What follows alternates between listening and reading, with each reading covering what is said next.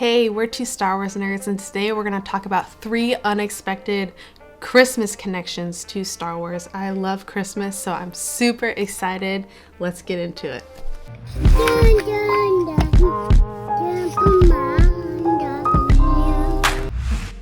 Yeah, so if you can't tell, we're filming this Christmas time, regardless of when you're watching this.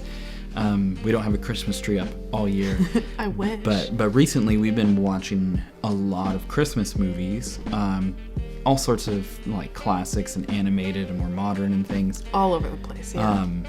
And we're finding that there are a lot more connections than we expected. And so I'm going to kind of lead off and go through these, and they're just really exciting. Yeah, so the first one is about VistaVision and Star Wars. Why don't you tell us what that is? Yeah, that's good. So basically, if you're thinking about the way things were filmed back in the day, before digital cameras, you have film, 35 millimeter film in particular, with VistaVision being loaded vertically into a camera, and that's what would give you the 4:3 aspect ratio. And basically what they were finding out is people liked widescreen more. And so what You like widescreen more. Yeah, I think everybody likes widescreen. I honestly don't care. Oh, that hurts me so much. I care deeply about that.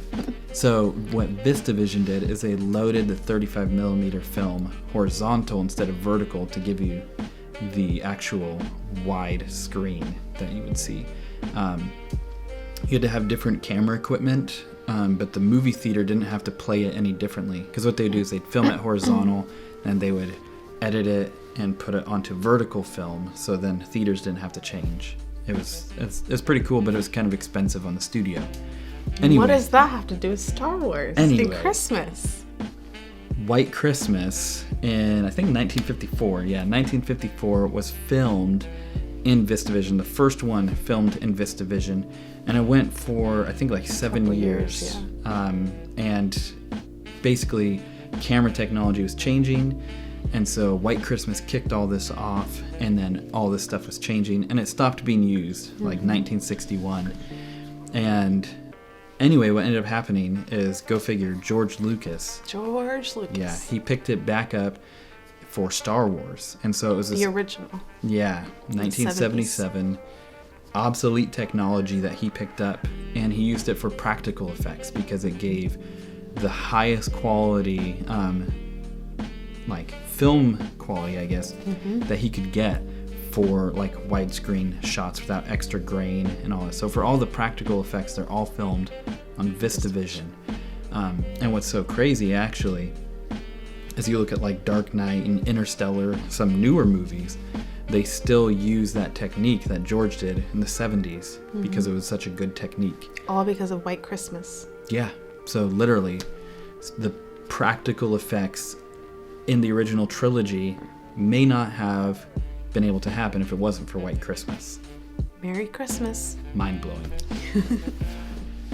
The second one is this. This is pretty interesting. This is about mocap technology, or motion capture technology, and specifically with the Phantom Menace and the Polar Express. Who would have known those two had a connection? Yeah. So obviously, when you think about Pixar and you think about animation, you think about everything that Lucasfilm and LucasArts did, and Skywalker Sound. You think about how they revolutionized everything. In a similar way with the White Christmas and VistaVision, George Lucas was the first person to have a full motion capture character. Jar Jar Binks. Jar Jar Binks. Love him. So awesome. He was the first one in a feature-length film to have a full motion captured character. And that technology actually, just 5 years later, was used in the Polar Express, which was the first full motion capture movie. Every character is motion captured. I think they did keyframes and stuff for some of them. And Tom Hanks plays pretty much every character. Yeah, that's Tom Hanks bought the rights, produced it, and stars everything. That's just, he can do it all. Yeah, I mean, it's his movie, so he can do what he wants. But that was an interesting connection there. So this last one is pretty interesting, and you kind of picked it up and kind of kickstarted some things. But this is, again, Phantom Menace and Jingle All the Way. If you haven't seen Jingle All the Way, you should. It's funny. Hilarious. Arnold Schwarzenegger and Sinbad. It's awesome. But Jake Lloyd. He's a cute little boy. He is, yeah. And if you're looking for some good prequel memes, you could probably use Jingle All the Way to pull some Jake Lloyd material.